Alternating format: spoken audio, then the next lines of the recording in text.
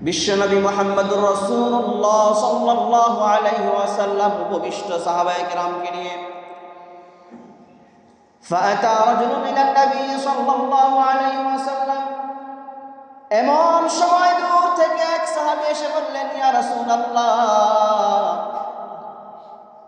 আমার এলাকার মধ্যে একজন মহিলা আছে। হাদিসের মধ্যে এসেছে, দুকিরাত ইমরাতুন ইনদা রাসূলিল্লাহি সাল্লাল্লাহু আলাইহি ওয়াসাল্লাম বিকাসরাতি সালাতিহা ওয়া সিয়ামিহা ওয়া সাদাকাতিহা। যে আমার এলাকার মধ্যে ওই মহিলা, তার আমলের কোনো কমতি নাই। যখন নামাজ আদায় করে, নামাজের কোনো কমতি নাই। ফরজ, ওয়াজিব, নফল, সুন্নত, তাহাজ্জুদ সহকারে যত নামাজ আছে সকল নামাজ এই মহিলা আদায় করে।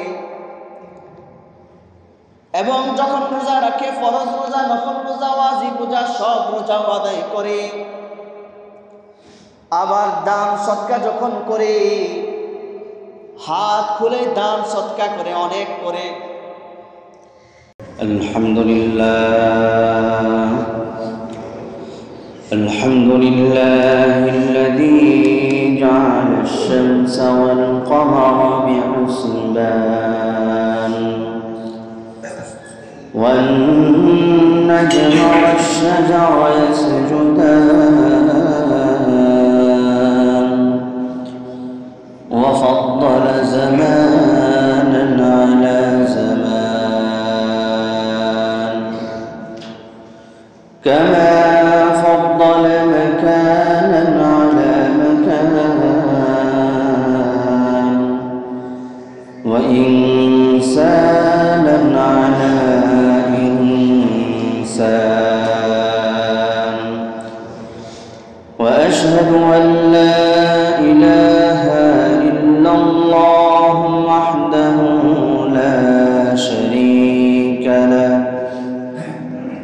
لا ضد له ولا ند له ولا مثل له وأشهد أن سيدنا وسندنا وحبيبنا ومولانا محمدا عبده ورسوله الذي أرسله بالحق بشيرا ونذيرا وداعيا إلى الله بإذنه وسراجا منيرا. أما بعد فأعوذ بالله من الشيطان الرجيم. بسم الله الرحمن الرحيم. واعبدوا الله ولا تشركوا به شيئا وبالوالدين إحسانا وبذي القربى واليتامى والمساكين والجار ذي القربى والجار الجنب والصاحب بالجنب وابن السبيل. وقال عليه الصلاة والسلام: من كان يؤمن بالله واليوم الآخر فليكرم جاره. وقال أيضا: من كان يؤمن بالله واليوم الآخر فلا يؤذي جاره. صدق الله العظيم وصدق رسوله النبي الكريم ونحن على ذلك من الشاهدين والشاكرين والحمد لله رب العالمين. সকলে মহব্বত একবার আওয়াজে দুরূদ শরীফ পাঠ করি। আল্লাহুম্মা সাল্লি আলা মুহাম্মাদিন ওয়া আলা আলি মুহাম্মাদ কামা সাল্লাইতা আলা ইব্রাহিম ওয়া আলা আলি ইব্রাহিম ইন্নাকা হামিদুম মাজিদ. আল্লাহুম্মা বারিক আলা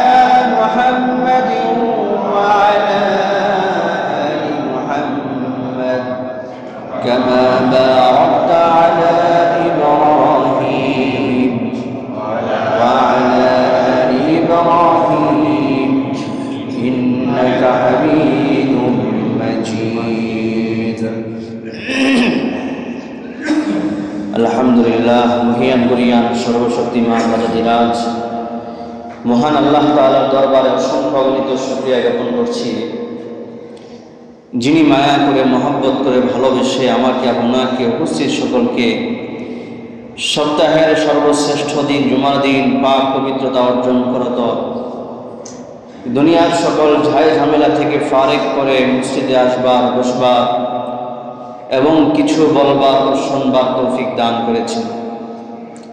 এই জন্য সকলের হৃদয়ের গহীন থেকে একবার উঁচু আওয়াজে কালিমাতুশ শুকর আদায় করে আলহামদুলিল্লাহ।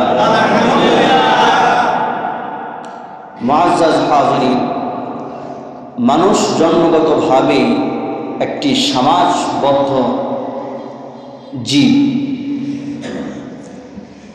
সেই সামাজিক জীব হিসেবে মানুষ সমাজ নিয়ে চলতে হয়, সমাজ ছাড়া চলতে পারে না। ঠিক কি ঠিক না? আর সমাজে যদি চলতে হয় তাহলে পারস্পরিক হৃদ্যতা, ভালোবাসা, আন্তরিকতা প্রত্যেকের ওই মাঝে থাকা দরকার আছে না নাই? সেই জন্য ইসলাম এই ব্যাপারে, যেহেতু মানুষ সমাজ নিয়ে চলতে হবে, পরিবার নিয়ে চলতে হবে, রাষ্ট্র নিয়ে চলতে হবে, তাদের মাঝে ভালোবাসা, আন্তরিকতা, মহব্বত এগুলো থাকা একদম জরুরি। সেই জন্য ইসলাম এই ব্যাপারে খুবই গুরুত্ব আরোপ করেছে। তাহলে আমরা দেখি আমাদের সমাজের মধ্যে ঘরের পাশে ঘর আছে না নাই? যাকে বাংলাতে কি বলা হয়? প্রতিবেশী বলা হয়। একজন মানুষ যখন বিপদে পড়ে, হঠাৎ করে আপদে পড়ে অথবা অসুস্থ হয়ে যায়, তখন তাকে উদ্ধার করার জন্য কে সবার আগে গিয়ে আসে? প্রতিবেশী। তার বাবা মা, ভাই বোন, আত্মীয় স্বজন যারা মাইলের পর মাইল দূরে অবস্থান করছে, বসবাস করছে, তারা কিন্তু তাৎক্ষণিকভাবে আসতে পারে না। আপনার প্রতিবেশী, সে মুসলমান অথবা অমুসলিম, সে আপনার শত্রু অথবা বন্ধু অথবা দোস্ত, আপনার বিপদে কিন্তু তাৎক্ষণিকভাবে সেই অগ্রসর হবে। ঠিক না বেঠিক? এই জন্য ইসলাম প্রতিবেশীর ব্যাপারে খুবই মানুষদেরকে, মুমিনদেরকে, মুসলমানদেরকে এই ব্যাপারে সজাগ থাকার জন্য গুরুত্ব আরোপ করেছে। প্রতিবেশী কারা? আল্লামা ইবনুল মুনজির রাহমাতুল্লাহি আলাইহি বলেন, প্রতিবেশী হচ্ছে মান জারা জিওয়ারান শারঈয়ান, অর্থাৎ প্রতিবেশী হচ্ছে তারা যারা আমার পাশে, আমার বাড়ির পাশে অবস্থান করবে। সে মুসলমান হোক অথবা অমুসলিম হোক, সে বন্ধু হোক অথবা দুশমন হোক, সে ভালো হোক অথবা মন্দ হোক, সে কাফের হোক অথবা বেঈমান হোক, সে আমার কল্যাণকারী হোক অথবা আমার ক্ষতিকারী হোক, সে কি আমার প্রতিবেশী। নাকি এমন লেখা আছে অমুসলিম হলে প্রতিবেশী হবে না? বলেন, যে পাশে অবস্থান করবে সেই প্রতিবেশী, সে যেই হোক না কেন। হাদিসের মধ্যে প্রতিবেশী কারা বা কয় প্রকার, এই ব্যাপারে রাসূলুল্লাহ সাল্লাল্লাহু আলাইহি ওয়াসাল্লাম বলেছেন, আল জিরান সালাসা, প্রতিবেশী কয় প্রকার? 3 প্রকার। ফাজারুন লাহু হাক্কুন ওয়া জারুন লাহু হাক্কান ওয়া জারুন লাহু সালাসাতু হুকুক। এক প্রতিবেশী যার হক একটা, অর্থাৎ এক হকের দৃষ্টিকোণ থেকে সে প্রতিবেশী। 2 নাম্বার, যে 2 হকের দৃষ্টিকোণ থেকে প্রতিবেশী। 3 নাম্বার, যে 3 হকের দৃষ্টিকোণ থেকে প্রতিবেশী। তাহলে প্রথম নাম্বারে যে এক হকের দৃষ্টিকোণ থেকে প্রতিবেশী, সে ওই ব্যক্তি শুধু প্রতিবেশী, সে মুসলমানও না, সে আত্মীয় না। 2 নাম্বার, ওই ব্যক্তি যে মুসলমান আবার প্রতিবেশী, কিন্তু সে আত্মীয় না। 3 নাম্বার, যে প্রতিবেশী আবার আত্মীয় আবার কি মুসলমান। রাসূলুল্লাহ সাল্লাল্লাহু আলাইহি ওয়াসাল্লাম বলছেন, এই 3 নাম্বার যে প্রতিবেশী, সেই হচ্ছে উত্তম প্রতিবেশী। সুবহানাল্লাহ। স্বাভাবিকভাবে আমাদের পাশে যারা অবস্থান করছে, তারা হয়তো 2 নম্বরে আছেন অথবা 3 নম্বরে আছেন, বেশিরভাগই 3 নম্বরে আছেন। যে সকল প্রতিবেশী মুসলমান, যে সকল প্রতিবেশী আত্মীয়, এই সকল প্রতিবেশীদের মর্যাদা কোরআন এবং হাদিসের মধ্যে আল্লাহ এবং তার রাসূলুল্লাহ সাল্লাল্লাহু আলাইহি ওয়াসাল্লাম বিভিন্ন আহাদিসের মাধ্যমে ব্যক্ত করেছেন। সূরা নিসার 36 নম্বর আয়াতের মধ্যে আল্লাহ রাব্বুল আলামিন বলছেন, ওয়া'বুদুল্লাহা ওয়া লা তুশরিকু বিহি শাইআ। সূরা নিসার 36 নম্বর আয়াতের মধ্যে আল্লাহ রাব্বুল আলামিন বলতেছেন, হে আমার বান্দারা, তোমরা আল্লাহ তাআলার গোলামি করো, আল্লাহর ইবাদত করো, তার সাথে অন্য কাউকে শরীক করবা না। وبالوالدين إحسانا وبذي القربى واليتامى والمساكين। 2 নম্বর তোমরা সদাচরণ করবা। 1 নম্বরে হচ্ছে বাবা মায়ের প্রতি, 2 নম্বর হচ্ছে ইয়েতিম মিসকিন যারা আছে, 3 নম্বর হচ্ছে ওয়াল জারিল কুরবা ওয়াল জারিল জুনুবি ওয়াস-সাহিবি বিল জামব। 3 নম্বর হচ্ছে যারা প্রতিবেশী, কাছের হোক অথবা দূরের হোক। তাহলে আল্লাহ তাআলা কি বলেছেন? তাদের সাথে ভালো আচরণ করার জন্য বলেছেন, তাদের সাথে সদাচার করার জন্য বলেছেন। কাছের এবং দূরের দ্বারা উদ্দেশ্য কি? কাছের দ্বারা উদ্দেশ্য হচ্ছে আমার ঘরের পাশে অথবা এর পাশে অথবা এর পাশে। এক বর্ণনার মধ্যে পাওয়া যায় প্রতিবেশী হচ্ছে নিজের ঘর থেকে ডান দিকে 40 গজ, বাম দিকে 40 গজ, পিছনে 40 গজ, সামনে 40 গজ পর্যন্ত এরা সবাই কি? কাছের এবং দূরের প্রতিবেশী। রাসূলুল্লাহ সাল্লাল্লাহু আলাইহি ওয়াসাল্লাম মুসলিম শরীফের 82 নম্বর হাদিসের মধ্যে বর্ণনা করেন, বর্ণনাকারী হযরত আবু শুরাইহ রাদিয়াল্লাহু তাআলা আনহু قال رسول الله صلى الله عليه وسلم من كان يؤمن بالله واليوم الآخر فليحسن إلى جاره। যেই ব্যক্তি আল্লাহ এবং তার রাসূলের প্রতি ঈমান রাখে, ঈমান আনে, তাহলে সে যেন তার প্রতিবেশীর সাথে সদাচরণ করে। তাহলে প্রতিবেশীর সাথে সদাচরণ ওই ব্যক্তিই করতে পারবে যে আল্লাহ এবং তার রাসূলকে মানে। ঠিক না বেটি? আমি আপনি আল্লাহ এবং তার রাসূলকে মানি কি মানি না? অল্প মানি না বেশি মানি? বেশি মানি। তাহলে সেই মানা অনুযায়ী আমার প্রতিবেশীর প্রতি সদাচরণ করাটা আমার দায়িত্ব, আমার কর্তব্য। আল আদাবুল মুফরাদের 126 নম্বর হাদিস হযরত জাবের রাদিয়াল্লাহু তাআলা আনহু বর্ণনা করেন, আতা রাজুলান ইলা নবী সাল্লাল্লাহু আলাইহি ওয়াসাল্লাম ইস্তাদিহি আলা জারিহি। যে এক ব্যক্তি রাসূলুল্লাহ সাল্লাল্লাহু আলাইহি ওয়াসাল্লামের কাছে তার প্রতিবেশীর ব্যাপারে অভিযোগ নিয়ে আসে। আর রাসূল এমন অবস্থায় ওয়াহুয়া কাঈদুন বাইনার রুকনি ওয়াল মাকাম, রুকনি ইয়ামানি এবং মাকাম ইব্রাহিমের মাঝে অবস্থান করছিলেন, বসে আছেন। আর তার সামনে বসা ছিল সাদা পোশাক পরিহিত একজন যুবক। কিছুক্ষণ পর ওই ব্যক্তি, ওই সাহাবী রাসূলের কাছে আসলেন, এসে বললেন, ইয়া রাসূলুল্লাহ, মানির রাজুলুল্লাযী রাআইতু মা'কা মুকাওয়ামান আলাইহি থিয়াবুন বীর। হে আল্লাহর রাসূল, কিছুক্ষণ পূর্বে আপনার সাথে একজন লোককে দেখলাম যে আপনার সাথে আপনার সামনে অবস্থান করছে। রাসূলুল্লাহ সাল্লাল্লাহু আলাইহি ওয়াসাল্লাম বলছেন, তুমি কি তাকে দেখেছো? আকাদ রাআইতাহু। তো এই সাহাবী বললেন, বালা ইয়া রাসূলুল্লাহ, আমি তাকে দেখেছি। আর রাসূল বলেছেন, রাআইতা খায়রান কাসীরা, তাহলে তো তুমি অনেক কল্যাণ দেখেছো। সুবহানাল্লাহ। শুনে আমার সাহাবী, যাকা জিবরিল, এই সাদা পোশাক পরিহিত যে যুবককে তুমি দেখেছো সে অন্য কেউ নয়, সে হচ্ছে জিবরিল আমিন আলাইহিস সালাতু ওয়াস সালাম। সুবহানাল্লাহ।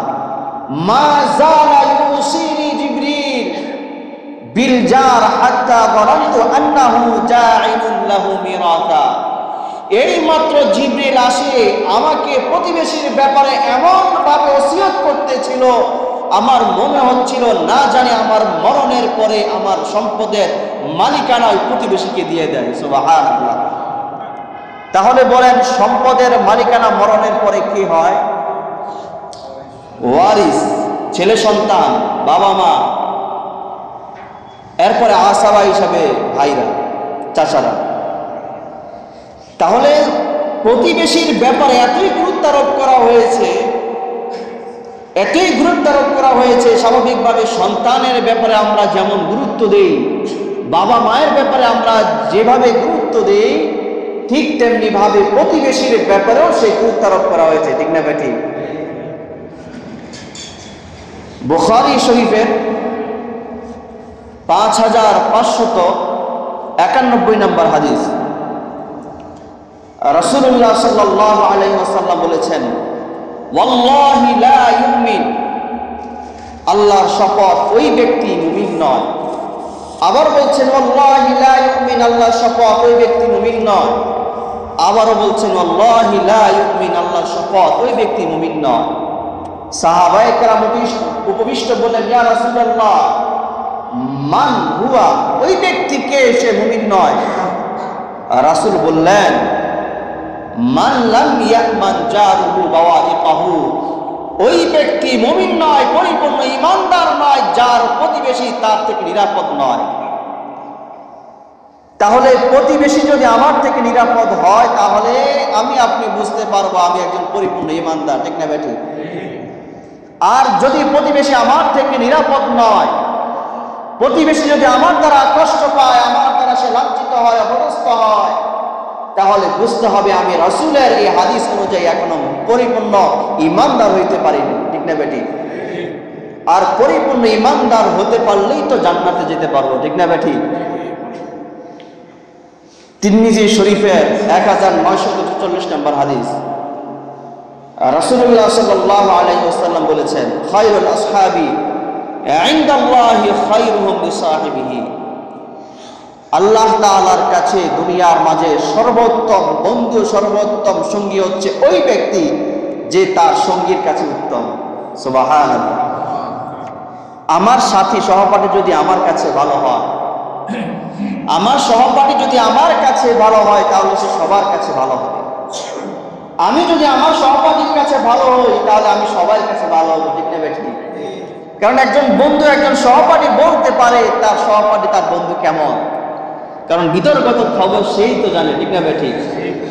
এই জন্য একটা কথা আছে, সাহিবুল বাইতি আদরা বিমা ফিহি, ঘরের ব্যক্তি জানে ঘরওয়ালা কেমন, ঘরের ব্যক্তি জানে ঘরওয়ালা কেমন। স্বামী বলতে পারে স্ত্রী কেমন, স্ত্রী বলতে পারে স্বামী কেমন, বাবা বলতে পারে সন্তান কেমন, সন্তান বলতে পারে বাবা কেমন। ঠিক না বেঠিক?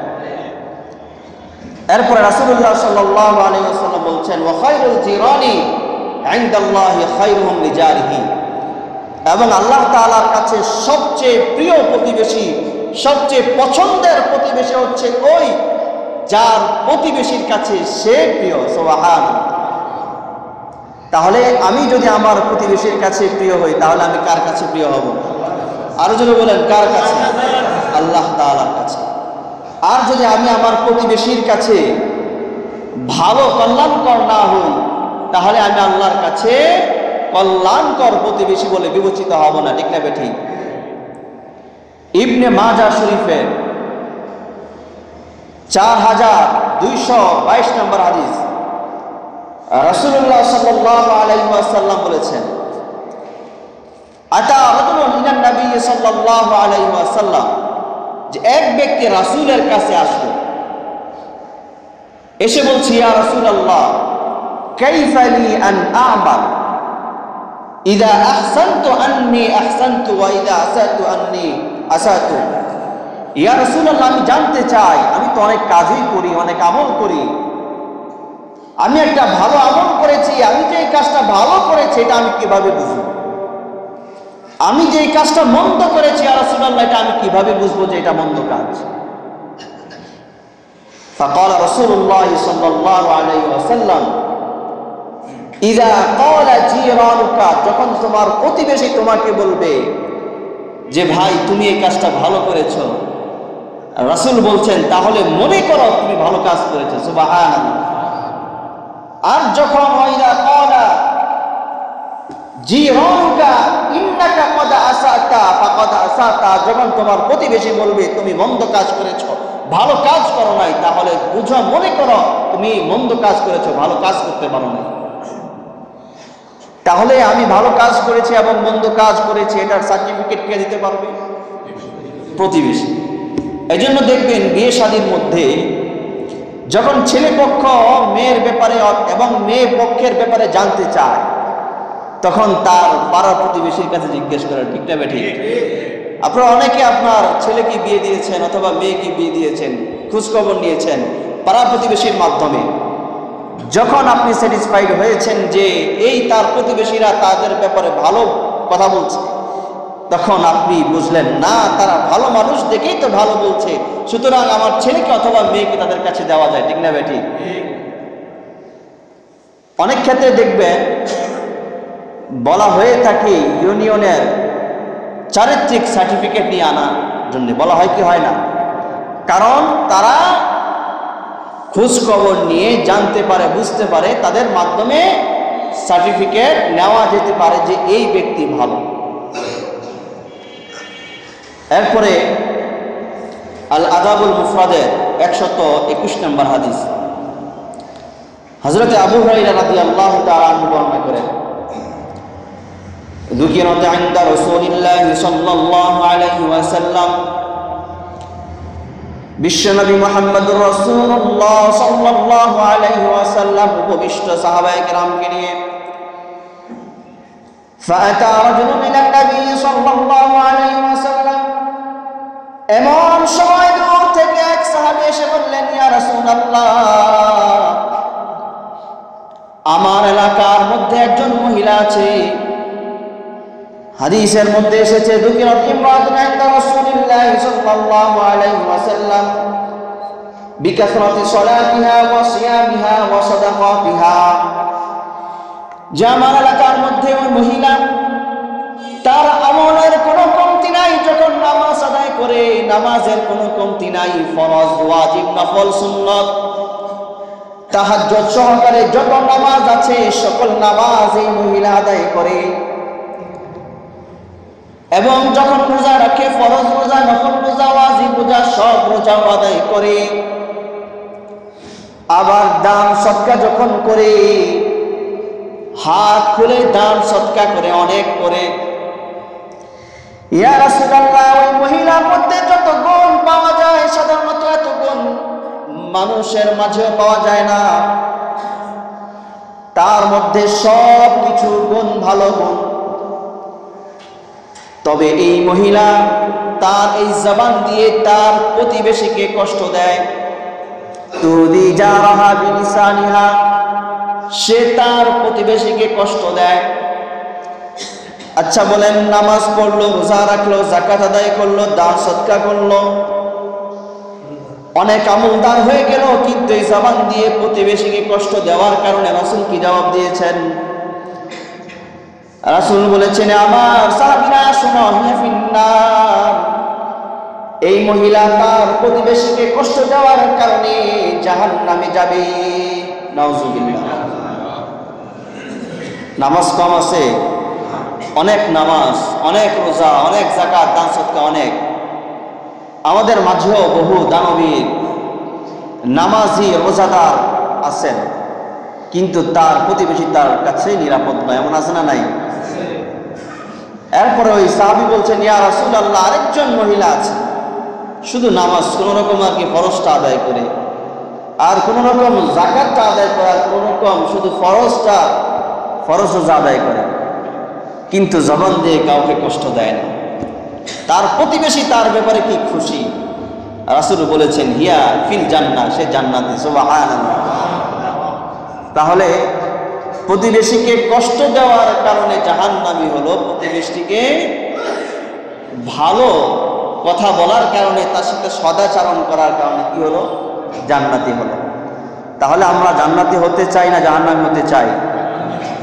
আমরা জান্নাতে হতে চাই। প্রতিবেশীর অনেকগুলো হক আছে, তার মধ্যে এক নাম্বার হচ্ছে তাকে সম্মান করা। তাকে কি করা? সম্মান করা, কোনো ধরনের কষ্ট না দেওয়া। বুখারী শরীফের 5593 নম্বর হাদিস, রাসূলুল্লাহ সাল্লাল্লাহু আলাইহি ওয়াসাল্লাম বলেছেন, মান কানা ইউমিনু বিল্লাহি ওয়াল ইয়াউমিল আখির, যেই ব্যক্তি আল্লাহ এবং তার রাসূলের উপরে ঈমান রাখে, ফালা ইউদি জারাহু, সে যেন তার প্রতিবেশীকে কষ্ট না দেয়। কি না দেয়? কষ্ট না দেয়। কষ্ট অনেকভাবে হইতে পারে। যেমন আপনি আপনার প্রতিবেশীর জানালা দিয়ে উকি দিয়ে দেখতেছেন প্রতিবেশী কি করে।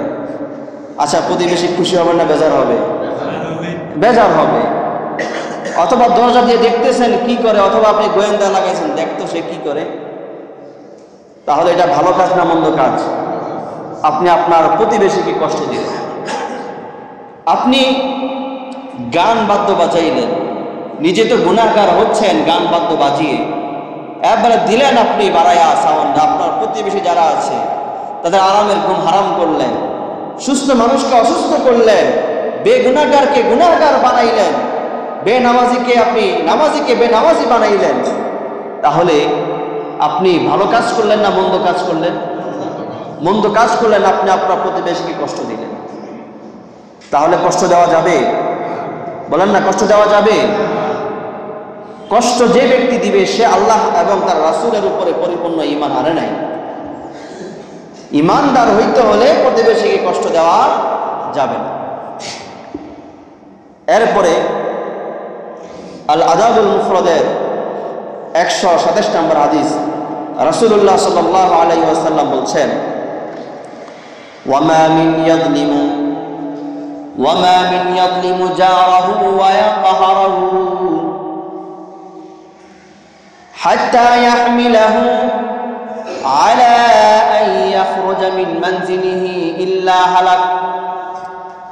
যেই ব্যক্তি তার প্রতিবেশীকে কষ্ট দিল, এমন কষ্ট দিল, এমন নির্যাতন করলো, যার কারণে প্রতিবেশী তার এই ঘর থেকে অন্যত্রে চলে যেতে বাধ্য হলো। সমাজ যেমন আছে না নাই? কম না বেশি? প্রতিবেশীর কারণে ওই তার জায়গা থেকে আরেক জায়গায় চলে যায়, আরেক জায়গায় বাড়ি করে, এমন আছে না নাই? বহু আছে। তাহলে বর্ণনার মধ্যে পাওয়া যায় রাসূলুল্লাহ সাল্লাল্লাহু আলাইহি ওয়াসাল্লাম বলছেন, ইল্লা হালাকা, ওই ব্যক্তির দুনিয়াও ধ্বংস হইল, আখিরাতও ধ্বংস হইল। নাউজুবিল্লাহ বলবেন না? আমরা কি আমাদের দুনিয়া ও আখিরাত ধ্বংস করতে চাই? চাই না। বুখারী শরীফের 5594 নম্বর হাদিস, রাসূলুল্লাহ সাল্লাল্লাহু আলাইহি ওয়াসাল্লাম বলছেন, মান কানা ইউমিনু বিল্লাহি ওয়াল ইয়াউমিল আখির ফালইউকরিম জারাহু, যেই ব্যক্তি আল্লাহ এবং তার রাসূলের উপরে ঈমান রাখে সে যেন তার প্রতিবেশীকে কি করে? সম্মান করে। একজন মানুষকে সম্মান করার অনেকগুলো অর্থ হতে পারে, তার মধ্যে একটা অর্থ হচ্ছে তাকে কোনো ধরনের কষ্ট না দেওয়া। ঠিক না বেঠিক? তাকে কোনো ধরনের কষ্ট না দেওয়া এক ধরনের তাকে সম্মান করা। 2 নাম্বার হচ্ছে তার সাথে যখন কথা বলা হবে, সে বড় মানুষ হলে শ্রদ্ধার সাথে কথা বলা, ছোট হলে স্নেহের সাথে কথা বলা, আদবের সাথে কথা বলা, সালাম কালাম করা, মিষ্টি ভাষায় কথা বলা, মিষ্টি আচরণ করা। ঠিক না বেঠিক? তাহলে 1 নম্বর হক হচ্ছে তাকে সম্মান করা এবং তাকে কোনো ধরনের কষ্ট না দেওয়া। 2 নাম্বার হচ্ছে প্রতিবেশীকে হাদিয়া দেওয়া। কি দেওয়া? হাদিয়া বুঝেন? হাদিয়া কাকে বলে? আদান প্রদান করা, গিফট দেওয়া, গিফট নেওয়া। মুসলিম শরীফের হাদিস, রাসূলুল্লাহ সাল্লাল্লাহু আলাইহি ওয়াসাল্লাম বলেছেন, তাহাদাউ তাহাব্বু, তোমরা একে অপরকে হাদিয়া দাও, তাহলে তোমরা কি হবে? তোমরা ভালোবাসার মধ্যে পড়ে যাবে, একে অপরকে ভালোবেসে ফেলবে। আচ্ছা বলেন, যখন আমি আপনাকে কোনো কিছু দিব, আপনি আমাকে মহব্বত আগের থেকে একটু বেশি করবেন না? কোনো সন্দেহ আছে? আরো যখন আবার দিব, তাহলে মহব্বত কি কমবে না আরো বাড়বে? কেমন বাড়বে? যে কোনো সময় আমি আপনাকে ডাকলে আপনি আমার কাছে চলে আসবেন। ঠিক না বেঠিক? তাহলে রাসূল বলেছেন তোমরা হাদিয়ার প্রচলন ঘটাও, হাদিয়া দাও, এক অপরকে দাও, তাহলে তোমাদের মাঝে হৃদ্যতা, আন্তরিকতা, ভালোবাসা তৈরি হয়ে যাবে। সুবহানাল্লাহ। আম্মা জান আয়েশা রাদিয়াল্লাহু তাআলা আনহা রাসূলুল্লাহ সাল্লাল্লাহু আলাইহি ওয়াসাল্লামকে বলছেন, ইয়া রাসূলুল্লাহ ইন্নালি জারাইন, আমার দুইজন প্রতিবেশী। কয়জন? দুইজন প্রতিবেশী। কিন্তু আমার কাছে হাদিয়া দেওয়ার মতো শুধু একজনকে দেওয়ার ক্ষমতা আছে। ফা ইলা আইহিমা উতি, সুতরাং তাদের মধ্যে আমি কাকে দিব? রাসূল বলেছেন, ইলা আকরাবি হিমা মিনকি বাবা, তোমার নিকটবর্তী যে তাকে দিবা। আমরা তো হাদিয়া দেওয়ার ক্ষেত্রে আগে চিন্তা করি আমার প্রতিবেশীদের মধ্যে কারা বেশি সুন্দর, কারা নামি দামি, কাদের অর্থ সম্পদ বেশি, কাদের টাকা পয়সা বেশি, ঠিক না বেটি? কারা চিটার, কারা বাটপার, কারা নেতা, কারা ধান্দাবাজ, আমরা এগুলো দেখি। অথচ আমার ঘরের পাশে এমন বহু লোক আছে, এমন বহু লোক আছে যারা নামাজি রোজাদার, তাদেরকে দিলে আমি অনেক সওয়াব পাবো, কিন্তু আমরা তাদেরকে দেই না। এমন আছে না নাই? এমন বহু আছে। হযরত আব্দুল্লাহ ইবনে আমর রাদিয়াল্লাহু তাআলা আনহু বলেন, আদাবুল মুফরাদের 105 নম্বর হাদিস, যুবিহাত লাহু শাতুন, একটি ছাগল তার বাড়িতে জবাই করা হয়েছে। ফাকালা লি গুলামিহি, হে আমার গোলাম, আহাদাইতা লিজারিনাল ইয়াহুদি, আহাদাইতা লিজারিনাল ইয়াহুদি, হে আমার গোলাম, তুমি কি আমার প্রতিবেশী ইয়াহুদিকে এই ছাগল থেকে কিছু হাদিয়া দিয়েছো? আবার বলেছেন, তাকে দিয়েছো কি? শোনো, সামিআতু রাসূলুল্লাহ সাল্লাল্লাহু আলাইহি ওয়াসাল্লাম, আমি আল্লাহর হাবিবকে কথা বলতে শুনেছি, ইউসিনি মা জালা ইউসিনি জিবরিল বিল জার হাত্তা বারানতু আন্নাহু সাইওয়ারিকুহু, জিবরিল আমিন আমার প্রতিবেশীর ব্যাপারে এমন ভাবে আমাকে ওসিয়ত করতেছিল, মনে হচ্ছে মরণের পরে ওই প্রতিবেশীকে আমার সম্পদের উত্তরাধিকারী বানায় ফেলবে। এই জন্য তিনি বললেন, যাও আমার ইহুদি প্রতিবেশী, তাকে হাদিয়া দিয়ে আসো। সুতরাং আমাদের দেওয়ার দরকার আছে না নাই? আমার দেওয়ার দরকার আছে। আল আদাবুল মুফরাদের 111 নম্বর হাদিস,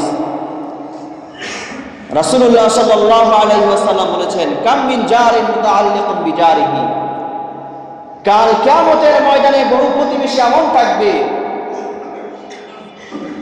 যে তার অপর প্রতিবেশী জান্নাতে চলে যাচ্ছে, সে তার ওই প্রতিবেশীকে টান দিয়ে ধরবে, কোথায় যাও?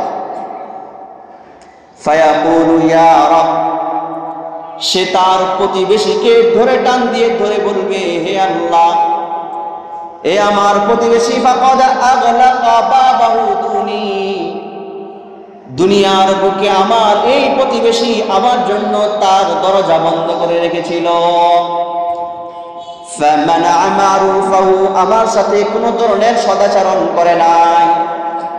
আচ্ছা বলেন, এই অবস্থায় ওই প্রতিবেশী যে জান্নাতে যাচ্ছিল, জান্নাতে যেতে পারবে? যেতে পারবে? যেতে পারবে না। তাহলে কাল কিয়ামতের ময়দানেও এই প্রতিবেশীর হক আদায় না করার কারণে পাকড়াও হতে হবে, ঠিক না বেঠিক?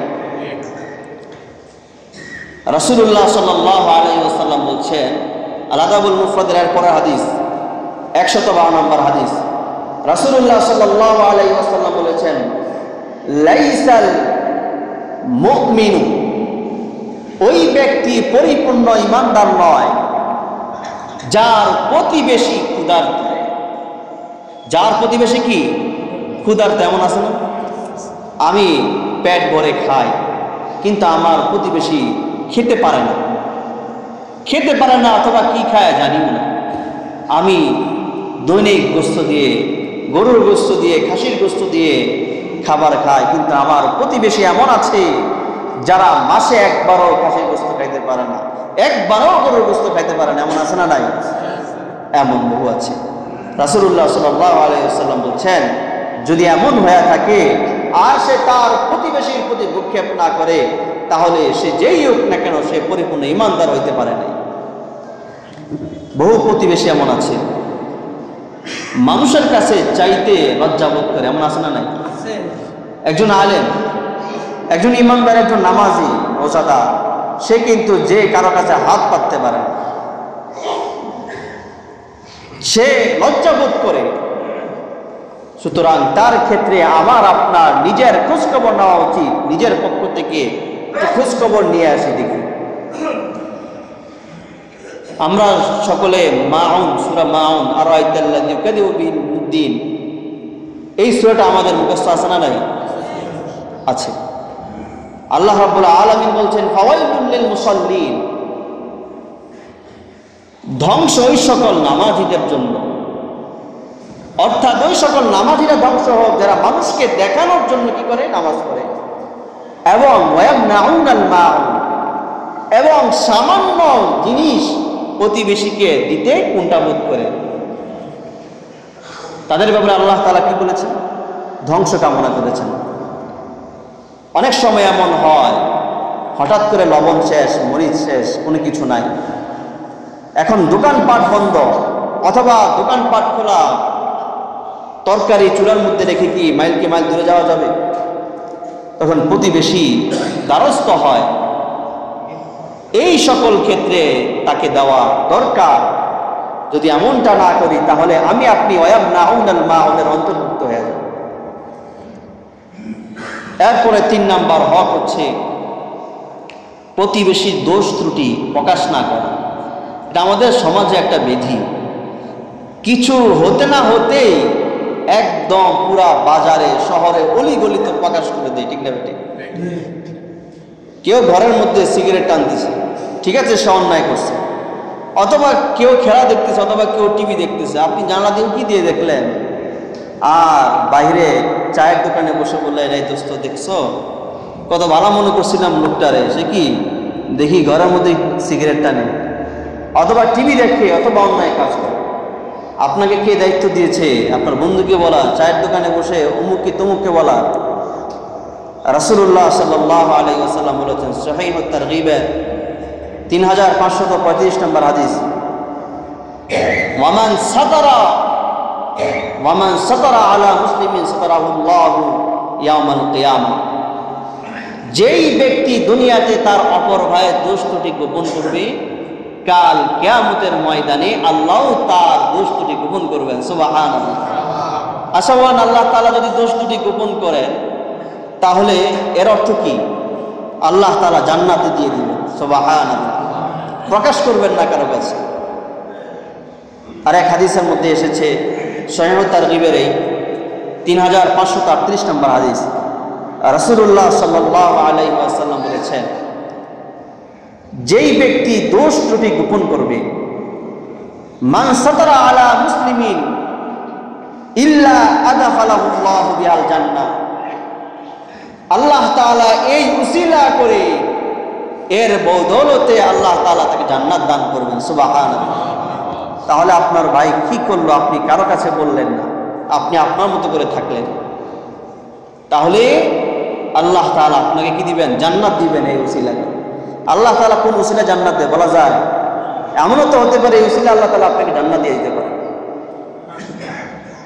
তাবরানী শরীফের 7237 নম্বর হাদিস, রাসূলুল্লাহ সাল্লাল্লাহু আলাইহি ওয়াসাল্লাম বলেছেন, মান সাতারা আলা মুসলিমিন ফাকান্নামা আহইয়া মাইতা, যেই ব্যক্তি তার অপর মুসলিম ভাইয়ের দোষ গোপন করলো, সে যেন একজন মৃত মানুষকে জীবিত করলো। সুবহানাল্লাহ। এটা কিভাবে? অনেকভাবে হতে পারে। আমরা অনেক সময় দেখি ছোট্ট ছোট্ট বিষয় থেকে অনেক মারামারি হয়, কোনো কোনো হয় কি হয় না? হয়। আপনার প্রতিবেশীর ব্যাপারে আপনি যখন এলাকায় এলাকায় বলে বেড়াবেন, প্রতিবেশী জানলে আপনাকে ছেড়ে দিবে? ছাড়বে না।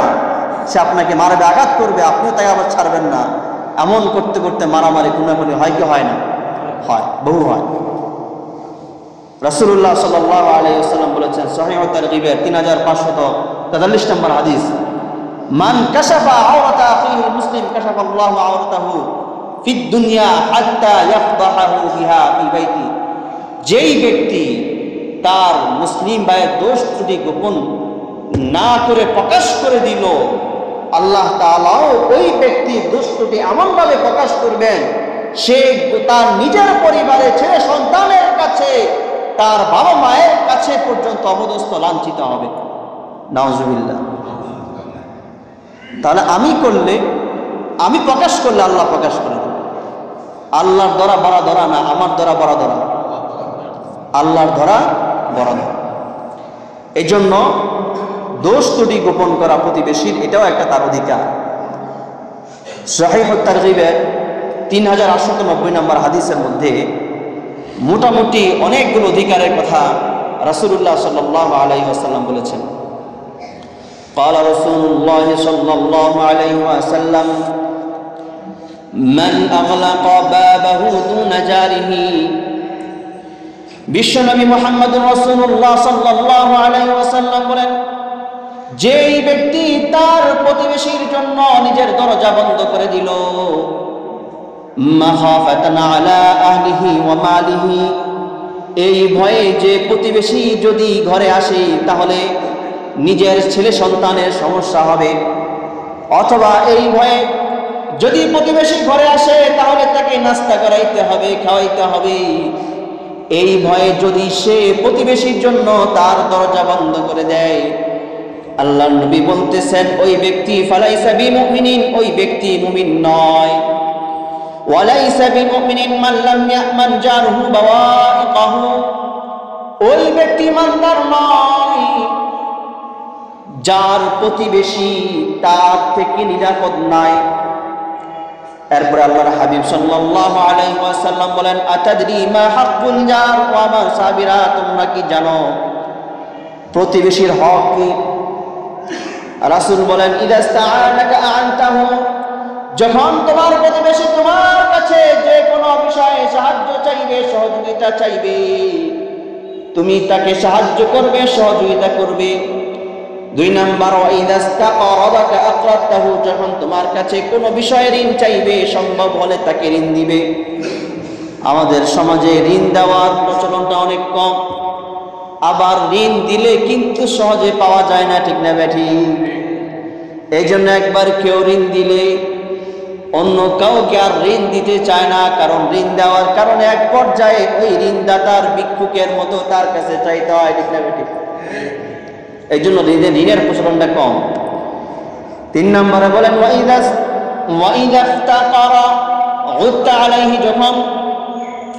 যখন তোমার কোনো প্রতিবেশী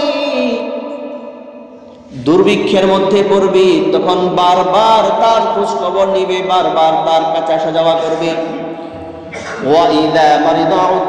আর যখন তোমার প্রতিবেশী অসুস্থ হয়ে যাবে, তখন তার জিয়ারতে যাইবে, তাকে দেখে আসবে।